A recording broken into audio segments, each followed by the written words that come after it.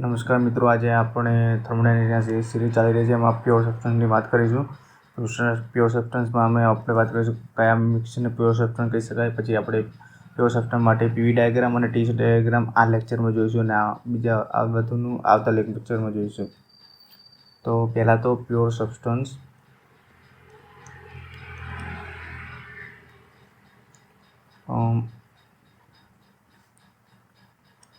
Pure substance તો generally જે single element હોય છે, સિંગલ એલિમેન્ટ એ પ્યોર સબસ્ટન્સ હોય છે.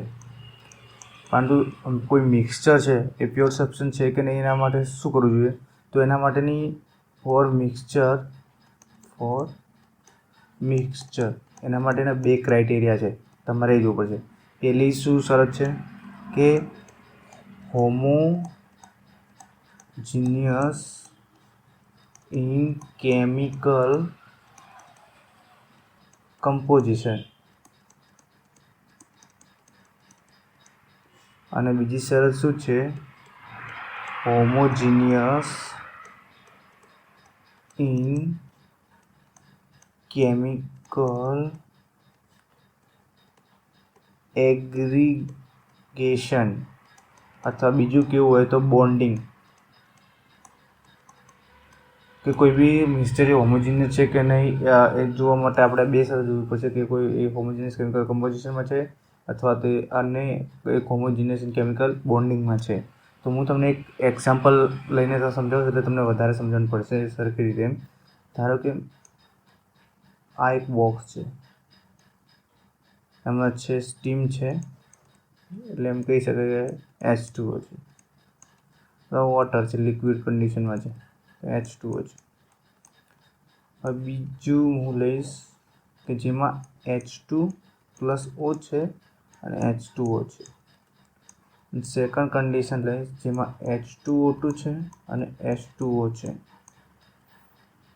અથવા એવું કહી શકાય H2O+O2 છે, H2+O2 છે. ચલો, તો હવે આમાં જોયું છે તો પહેલી શરત શું હતી કે કેમિકલ કમ્પોઝિશન. આ H2O છે, આ H2 છે, એટલે કેમિકલ કમ્પોઝિશન બરોબર છે.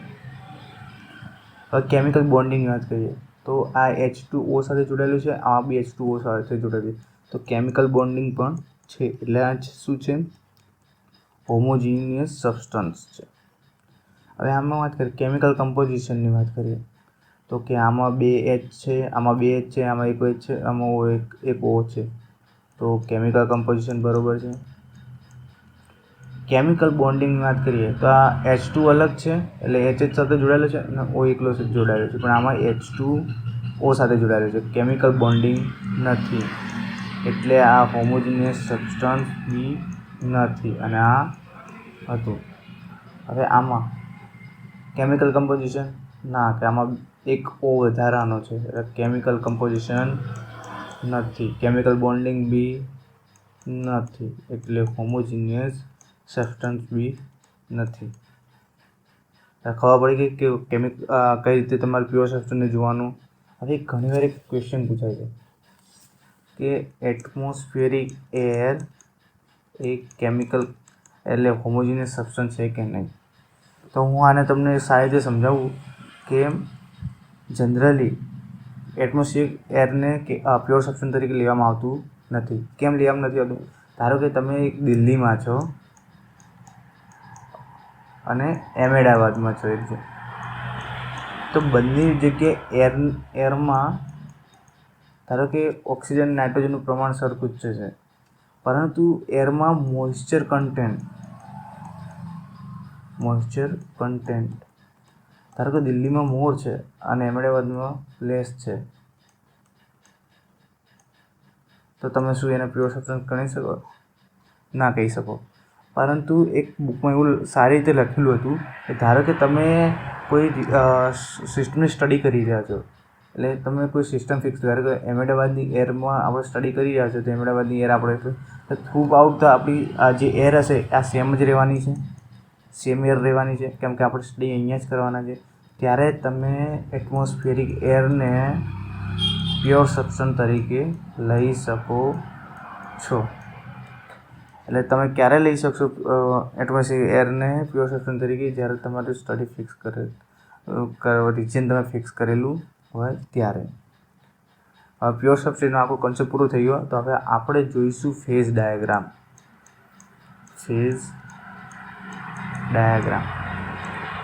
પીવી ડાયાગ્રામ જોઈશું આપણે. PV diagram. ધારો કે હું અહીંયા પહેલાં કન્ડિશન લખી દઉં. તમારી પાસે જે છે કોઈ બી સોલિડ એલિમેન્ટ, એ ધારો કે કરી નાખીએ સોલિડ એલિમેન્ટ છે, -10 ડિગ્રી સેલ્સિયસ પર છે. પછી તમે એને હીટ આપો છો, તો એ આવે છે સોલિડ એલિમેન્ટ જ રહેશે પણ 0 ડિગ્રી સેલ્સિયસ પર આવી જશે. પછી એનું શું થશે? મેલ્ટિંગ થશે. આ એનું મેલ્ટિંગ પોઈન્ટ કહેવાશે. પછી હજી એને હીટ આપશો તો હવે એના ફેઝનો ચેન્જ થશે અને એ લિક્વિડ બની જશે. લિક્વિડ એ બી ક્યાં? 0 ડિગ્રી સેલ્સિયસ. પછી તમે એને હીટ આપશો તો શું થશે? એ લિક્વિડ એના બોઇલિંગ પોઈન્ટ ઉપર આવી જશે, જેને 100 ડિગ્રી સેલ્સિયસ કહીશું. હજી તમે હીટ આપશો તો એ શેમાં આવી જશે? વેપર કન્ડિશનમાં આવી જશે 100 ડિગ્રી સેલ્સિયસ. એટલે એનો ફેઝ ચેન્જ થયો એમ. પછી એને તમે હીટ કરશો તો ગેસ સ્ટેટમાં આવી જશે, જે 200 ડિગ્રી સેલ્સિયસ ઉપર હશે. આ આપણે 6 ક્રાઇટેરિયા લઈએ. તો તમે અહીંયા પહેલાં જો, તમે -10 ડિગ્રી સેલ્સિયસથી એને 0 ડિગ્રી સેલ્સિયસ આપ્યું, તો અહીંયા તમે શું કર્યું? સેન્સિબલ હીટિંગ કર્યું. પણ જ્યારે તમે જે 0 ડિગ્રી સેલ્સિયસનું લિક્વિડ 0 ડિગ્રી સેલ્સિયસમાં ફેરવાય છે, ત્યાં શું થશે? લેટન્ટ હીટ જશે. અહીંયા સેન્સિબલ હીટિંગ, અહીંયા લેટન્ટ હીટ, અહીંયા સેન્સિબલ હીટ. એટલે તમે વેપર એટલે કોઈ ગેસ જ કહી શકો. એટલે થોડું વધારે ટેમ્પરેચર ઉપર જતો રહે અને તમે ગેસ કહો એમ. તો ધારો કે હું કોઈ એક P1 પ્રેશર ઉપર જોઉં, આ P1 પ્રેશર લીધું મેં, તો શું છે? 1 પોઈન્ટ અહીંયા હશે સોલિડ સ્ટેટમાં. પછી એનું તમે હીટ આપશો એટલે એનું થોડું વોલ્યુમ વધશે. અહીંયા 1 કહી દો, 2માં જશે. પછી લિક્વિડમાં જશે. પછી શું થશે? 100 ડિગ્રી લિક્વિડમાં જશે. પછી અહીંયા 5 પોઈન્ટ ઉપર જશે, જે વેપર. પછી એનું ગેસમાં સ્ટેટમાં જતું રહેશે. હવે તમે એમ કહેશો કે આ તમે આટલું 4.5 પોઈન્ટ દૂર કેમ જઈ રહ્યા? કારણ કે છે ને, લિક્વિડમાંથી વેપરમાં કન્વર્ટ થાય તેનું સ્પેસિફિક વોલ્યુમ બહુ વધારે હોય. વેપરનું સ્પેસિફિક વોલ્યુમ બહુ વધારે હોય. અહીંયા સ્પેસિફિક વોલ્યુમ લીધેલું છે, સ્પેસિફિક વોલ્યુમ. અને અહીંયા પ્રેશર છે. હવે તમે આવી ઘણી બધી P2, P3, P4 માટે લાઈન દોરશો. કારણ કે 1 પોઈન્ટ અહીંયા આવશે, 2 પોઈન્ટ અહીંયા આવશે, 3 પોઈન્ટ પાછો અહીંયા આવશે, 4 પોઈન્ટ અહીંયા આવશે, 5 પોઈન્ટ અહીંયા આવશે, પછી 6 પોઈન્ટ આવશે. તો આખો ડાયાગ્રામ કેવો બનશે હું તમને સરખી રીતે દોરીને અહીંયા બતાવું. ચલો,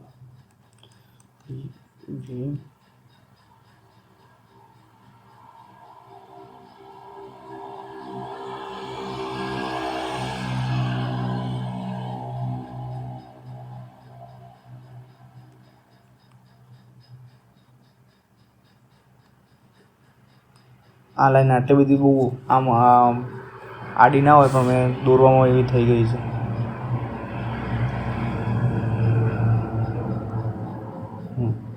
તો હવે હું તમને અહીંયા બતાવી દઉં બધા પોઈન્ટ જે છે. 2 લાઈન દોરીને સમજો એટલે તમને સૌથી વધારે ખબર પડે. આ P1 પ્રેશરમાં છે, આ P2 પ્રેશરમાં છે. તો ધારો કે પહેલાં 1 પોઈન્ટ અહીંયા હશે, પછી અહીંયા 2 પોઈન્ટ જશે, 3 પોઈન્ટ, 4 પોઈન્ટ, 5 પોઈન્ટ, 6 પોઈન્ટ. અહીંયા 1 point, 2 point, 3 point, 4 point, 5 point, 6 point. અહીંયા આ જે રિજન છે ત્યાં તમારું મટીરિયલ હશે એ કયા સ્ટેટમાં હશે? સોલિડ સ્ટેટમાં હશે. અહીંયા બે વચ્ચે પછી 1 થી 2માં જશે એટલે 0 ડિગ્રી સોલિડમાં જતું રહેશે. भाई अहींयाથી શું થશે, ફેઝ ચેન્જ થશે, એટલે સોલિડ પ્લસ લિક્વિડ રિજિયન હશે. પછી અહીંયા કમ્પ્લીટ લિક્વિડમાં બની ગયો છે 3 પોઈન્ટ આગળ. પછી શું થશે, 3 થી 4 એનું સેન્સિબલ હીટિંગ થશે, અહીંયા લિક્વિડ પ્યોર લિક્વિડ હશે. પછી અહીંયા 4 to 5 શું થશે, એનો ફેઝ ચેન્જ થશે, એટલે લિક્વિડ પ્લસ વેપર. અને અહીંયા શું હશે, પ્યોર વેપર કન્ડિશન. હવે જે એક ખાલી તમને આગળના વિડીયોમાં હું તમને સમજાવી બધી પ્રોપર્ટી, પણ અહીંયા થોડું ઘણું સમજાવ્યું કે સેચ્યુરેટેડ પોઈન્ટ કોને કહેવાય. સેચ્યુરેટેડ પોઈન્ટ કે જ્યાં ફેઝ ચેન્જ અકર થાય એ પોઈન્ટોને સેચ્યુરેટેડ પોઈન્ટ કહેવાય. અથવા જે temperature saturation point phase change અકર થાય તે ટેમ્પરેચરને સેચ્યુરેશન પોઈન્ટ કહેવાય. તો આ જે અહીંયા વાત કરો તો અહીંયા સેચ્યુરેશન પોઈન્ટ કયા છે કે ધારો કે અહીંયા સોલિડ છે, આ પછી લિક્વિડ ને સોલિડ, અહીંયા ફેઝ ચેન્જ અકર થાય છે, આ સેચ્યુરેશન પોઈન્ટ, અહીંયા બી સેચ્યુરેશન પોઈન્ટ, અહીંયા ફેઝ ચેન્જ અકર થાય છે, સેચ્યુરેશન પોઈન્ટ, અહીંયા ફેઝ ચેન્જ અકર થાય એટલે સેચ્યુરેશન પોઈન્ટ. એટલે 1 સિવાયનો પાછળનો આ 2 3 4 5 શું આવશે, સેચ્યુરેશન પોઈન્ટ આવશે. આ જે કર્વની લાઈન છે એને શું કહેવાય છે, સેચ્યુરેટેડ લિક્વિડ લાઈન. અને આ જે કર્વ છે એને સેચ્યુરેટેડ વેપર લાઈન કહેવામાં આવે છે. અને જ્યાં સેચ્યુરેટેડ લિક્વિડ લાઈન અને સેચ્યુરેટેડ વેપર લાઈન મીટ કરે એ પોઈન્ટને ક્રિટિકલ પોઈન્ટ કહેવામાં આવે છે. આ ખબર પડી, ક્રિટિકલ પોઈન્ટ એટલે કે જે સેચ્યુરેટેડ લિક્વિડ લાઈન અને સેચ્યુરેટેડ વેપર લાઈન જે મીટ કરે તેને. પછી હવે વાત કરી લઈએ કે આ જે લેટન્ટ હીટ ઓફ વેપરાઇઝેશન, આ જે તમે વાત કરો છો ને, જે લિક્વિડથી વેપર રિજિયનમાં જે ફેઝ ચેન્જ અકર થાય એને છે ને લેટન્ટ હીટ ઓફ વેપરાઇઝેશન કહેવામાં આવે છે. જેમ જેમ પ્રેશર ઇન્ક્રીઝ થાય તેમ લેટન્ટ હીટ વેપરાઇઝેશન ડિક્રીઝ થાય. And at critical point latent heat of vaporization is equal to 0. કે ત્યાં લિક્વિડનું ડાયરેક્ટ વેપરમાં કન્વર્ઝેશન થઈ જાય છે. હવે તમે જોઈશો કે આ જે મેં ગ્રાફ દોર્યો છે ને, આ જે ગ્રાફ એ વોટર સિવાય છે. વોટરનો ગ્રાફ છે ને ફેઝ ડાયાગ્રામ થોડો અલગ આવે છે. તો પહેલાં હું તમને એ સમજાવી દઈશ કે વોટરનો ફેઝ ડાયાગ્રામ કેમ અલગ આવે છે, એનું કારણ શું છે. તો એનું કારણ એમ છે કે ડેન્સિટીમાં થતો ફેરફાર. કે વોટરમાં કેવું થાય છે, હું વોટરનો ડેન્સિટી અને ટેમ્પરેચરનો ગ્રાફ દોરું છું. અહીંયા 0 ડિગ્રી સેલ્સિયસથી અહીંયા 4 ડિગ્રી સેલ્સિયસ, 4 ના 0 ડિગ્રી સેલ્સિયસ. તો એમાં શું થાય છે કે એની ડેન્સિટી 4 ડિગ્રી સેલ્સિયસમાં વધે છે. अब 4 ડિગ્રી સેલ્સિયસ પર એની ડેન્સિટી ઘટે છે. એની વોટરની density maximum at 4 degree Celsius. તો હવે કેવું થાય કે કોઈ બી ડેન્સિટીનો મતલબ શું થાય, માસ અપોન વોલ્યુમ થાય. હવે તમે સમજો કે તમારી ડેન્સિટી વધે છે, 0 થી 4 ડિગ્રી ડેન્સિટી વધે છે, તો એનું સ્પેસિફિક જે આ વોલ્યુમ હશે, વોલ્યુમ પહેલાં શું થશે, ડિક્રીઝ થશે. કે 4 ડિગ્રી સેલ્સિયસથી પાછળ શું 4 ડિગ્રી સેલ્સિયસની તમે વાત કરો ત્યાં સુધી જાઓ તો એનું શું થશે, ડેન્સિટી ઘટશે, તો વોલ્યુમ શું થશે, ઇન્ક્રીઝ થશે. તો આ ક્વેશ્ચન ઘણીવાર એક્ઝામમાં પૂછાય છે કે વોટરના કેસમાં વોલ્યુમનો ફેરફાર શું થાય છે. તો આપણે કહી શકીએ કે પહેલાં એનું ઇનિશિયલી વોલ્યુમ ડિક્રીઝ થાય અને આફ્ટર ધેટ એનું વોલ્યુમ ઇન્ક્રીઝ થાય. હવે તમે એનો ફેઝ ડાયાગ્રામ જોવો હોય તો હું તમને બતાવું. અહીંયા પીવી એને પહેલાં હું તમને પોઈન્ટ બધા બતાવી દઉં. એમાં કેવું હોય કે 1 થી 2 પોઈન્ટ લઈએ, 1 થી 2 પોઈન્ટ, તો શું થશે, જે સોલિડ હશે -10 ડિગ્રી સેલ્સિયસથી એ 0 ડિગ્રી સેલ્સિયસમાં આવી જશે. પછી મેં તમને શું વાત કરી કે 0 ડિગ્રી 4 ડિગ્રી સેલ્સિયસમાં શું થાય છે, એનું શું થાય છે કે વોલ્યુમ ડિક્રીઝ થાય. એટલે હું અહીંયા ખાલી વોલ્યુમ બતાવું વોલ્યુમની લાઈન તરીકે, તો એનું શું થશે, આ બાજુ જશે તો શું થશે, 3 પોઈન્ટ અહીંયા આવશે, કેટલા ડિગ્રી, 0 ડિગ્રી સેલ્સિયસ વોટર. હવે 4 ડિગ્રી સેલ્સિયસ પહોંચશે પછી શું થશે, એનું વોલ્યુમ ઇન્ક્રીઝ થવા મળશે. એટલે શું થશે, આ 100 ડિગ્રી સેલ્સિયસ વોટર થશે. પછી એનું કન્વર્ઝેશન શેમાં થશે, 100 ડિગ્રી સેલ્સિયસ વેપરમાં થશે. પછી એનું કન્વર્ઝેશન શું થશે, 2 ડિગ્રી સેલ્સિયસ સ્ટીમમાં થઈ જશે. તો એનો ગ્રાફ દોરીએ તો કેવો આવશે, તો વોટરનો ગ્રાફ આવો આવે.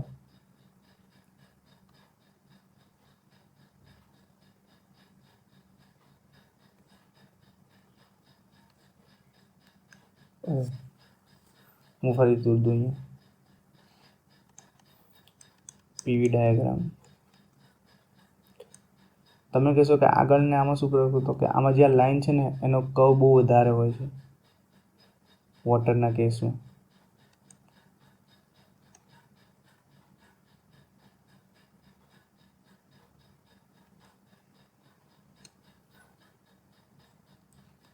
હવે અહીંયા તમે જોશો મેં આગળ પોઈન્ટ દર્શાવ્યા હતા ને એ જ દર્શાવી દઉં. અહીંયા આગળ છે 1 પોઈન્ટ છે, 2 પોઈન્ટ ક્યાં હશે, 2 પોઈન્ટ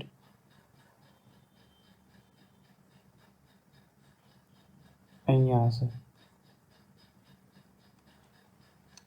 3 પોઈન્ટ ક્યાં હશે, 2 પોઈન્ટ અહીંયા આવશે, સોરી 2 પોઈન્ટ અહીંયા આવશે, 3 પોઈન્ટ ક્યાં આવશે અહીંયા, 4 પોઈન્ટ ક્યાં આવશે અહીંયા, અને 5 પોઈન્ટ ક્યાં આવશે અહીંયા, અને 6 પોઈન્ટ અહીંયા. ફરીથી કહું, 1 પોઈન્ટ અહીંયા, 2 પોઈન્ટ અહીંયા, 3 પોઈન્ટ અહીંયા, 4 પોઈન્ટ અહીંયા, 5 પોઈન્ટ અહીંયા અને 6 પોઈન્ટ અહીંયા. કેમ કે આ જે રિજિયન હશે એ કેવું હશે, સોલિડ રિજિયન હશે. પછી એનું શું થશે, આ જે રિજિયન છે એ સોલિડ પ્લસ લિક્વિડ, આ રિજિયન લિક્વિડ પ્લસ વેપર અને વેપર કન્ડિશન થશે. હવે આગળનું ડાયાગ્રામ જોઈએ તેમાં તમને દેખાશે કે આ જે લાઈન છે ને, એટલે જે લિક્વિડ સેચ્યુરેટેડ લિક્વિડ લાઈન છે એનું વોલ્યુમ થોડું વધે છે. અહીંયા વાત કરીએ તો પહેલાં V1 વોલ્યુમ હશે, ના બીજા પોઈન્ટની વાત કરીએ, આ 2 પોઈન્ટ લઈ લઈએ, સોરી V4 ડેશ નામ આપી દઉં અને 4 છે, તો V4 ડેશ સ્પેસિફિક વોલ્યુમ અને V4 કે જેમ પ્રેશર ઇન્ક્રીઝ કર્યું તેનું સ્પેસિફિક વોલ્યુમ વધે. આવું થવાનું કારણ શું, તો હું તમને અહીંયા સમજાવું કે એવું કેમ થાય છે. ધારો કે તમે એનું પ્રેશર ઇન્ક્રીઝ કરો છો તો લિક્વિડ કેવું છે, ઇનકમ્પ્રેસિબલ ફ્લુઇડ છે, લિક્વિડ ઇનકમ્પ્રેસિબલ ફ્લુઇડ છે. તો તમે એનું પ્રેશર ઇન્ક્રીઝ કરશો તેનું વોલ્યુમ ડિક્રીઝ નહીં થાય, પણ શું થશે ત્યારે એનું ટેમ્પરેચર ઇન્ક્રીઝ થશે. આ ટેમ્પરેચર ઇન્ક્રીઝ થવાના કારણે એના સ્પેસિફિક વોલ્યુમમાં ફ્લુઇડમાં ઇન્ક્રીમેન્ટ આવે છે, પણ એ બહુ ઓછો ઇન્ક્રીમેન્ટ હોય છે, પણ આ તો ગ્રાફમાં તમને થોડો વધારે દેખાય છે. પછી હવે આમાં કેવું થાય છે કે અહીંયા ધારો કે 5 ડેઝ લઈ લઈએ અને 5 છે, તો જે ગેસ માટે છે V5 ડેઝ અને આ V5 કે તમે પ્રેશર ઇન્ક્રીઝ કર્યું તો એમાં સ્પેસિફિક વોલ્યુમમાં કેમ ઘટાડો થાય, કારણ કે ગેસ છે ઇટ ઇઝ કમ્પ્રેસિબલ ફ્લુઇડ, ગેસને કમ્પ્રેસિબલ ફ્લુઇડ કહેવામાં આવે છે કે તેમાં તમે પ્રેશર ઇન્ક્રીઝ કરશો તો એ કમ્પ્રેસ થઈ જશે. જેમ કે આને કમ્પ્રેસ કરી દીધું આપણે તો એનું specific volume of gas decrease થશે. અને એટ ક્રિટિકલ પોઈન્ટ એવું થશે કે ફ્લુઇડનું સ્પેસિફિક વોલ્યુમ વધશે અને VGનું ઘટશે, કે આવી શકે, બંને સેમ થઈ જશે, એટલે કે VG minus VF is equal to 0 થઈ જશે. એટલે તમારે ત્યાં લેટન્ટ હીટ 0 જોઈશે. આ વસ્તુ ખબર પડી ગઈ બસ. હવે ખાલી એટલું જ જોવાનું હતું કે અહીંયા જે પ્યોર સબસ્ટન્સ માટે તમે જુઓ ને પીવી ડાયાગ્રામ આ આવશે પ્યોર સબસ્ટન્સ માટે, અને લિક્વિડ માટે ખાલી આટલો ફેરફાર આવે છે. લિક્વિડ માટે કેમ અલગ હોય, અને લિક્વિડ માટે કેમ અલગ હોય છે મેં તમને ડેન્સિટીનું ગ્રાફ આપણે બતાવી દીધો કે ક્યાં ખાલી વોટરમાં જેવું થાય છે કે એની ડેન્સિટી 4 ડિગ્રી એ મેક્સિમમ હોય છે, એટલે પહેલાં એની ડેન્સિટીમાં ઇન્ક્રીમેન્ટ આવે છે, પછી એની ડેન્સિટીમાં ડિક્રીમેન્ટ આવે છે. હવે બીજી TS ડાયાગ્રામ જોઈ લઈએ. TS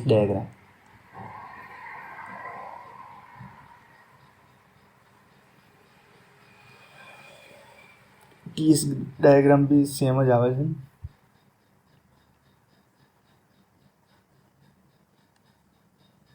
ખાલી મને થોડું દોરવામાં તકલીફ પડી રહી.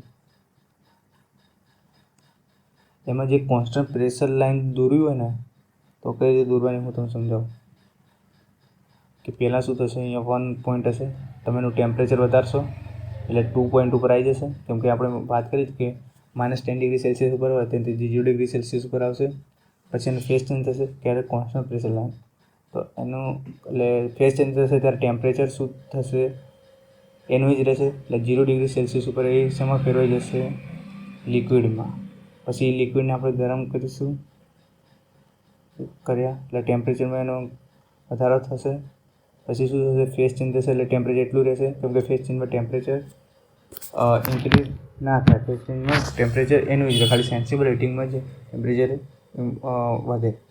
પછી આવું થશે. એટલે હું આવી લાઈનો ઘણી બધી દોરું, કારણ કે બીજામાં બી એવું થશે કે 1 પોઈન્ટ અહીંયા હશે, 2 પોઈન્ટ એનું હીટિંગ થશે, 0 ડિગ્રી સેલ્સિયસ સોલિડમાં ફેરવશે, પછી એનું ફેઝ ચેન્જ થશે, પછી એનું શું થશે, ટેમ્પરેચર ઇન્ક્રીઝ થશે, ફેઝ ચેન્જ થશે, આવું થશે.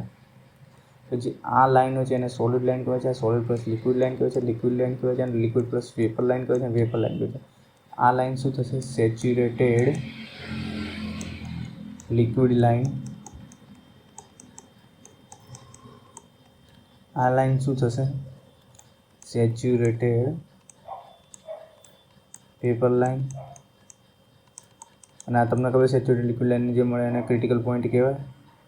હા, અને આજે ધારો કે લિક્વિડ પ્લસ વેપરમાં અહીંયા ફેવરાય છે, તો આ જે અહીંયા જે ટેમ્પરેચર છે એને શું કહેવાય છે, સેચ્યુરેશન ટેમ્પરેચર. સેચ્યુરેશન ટેમ્પરેચર જે ટેમ્પરેચરે ફેઝ ચેન્જ થાય તેને. હવે આપણે આગળના વિડીયોમાં PT ડાયાગ્રામ જોઈશું, થોડી ડેફિનેશનનું જોઈશું, અને બીજું ઘણું બધું જોઈશું. એ તમને આગળના વિડીયોમાં સમજાવીશ. તો તમને આ વિડીયો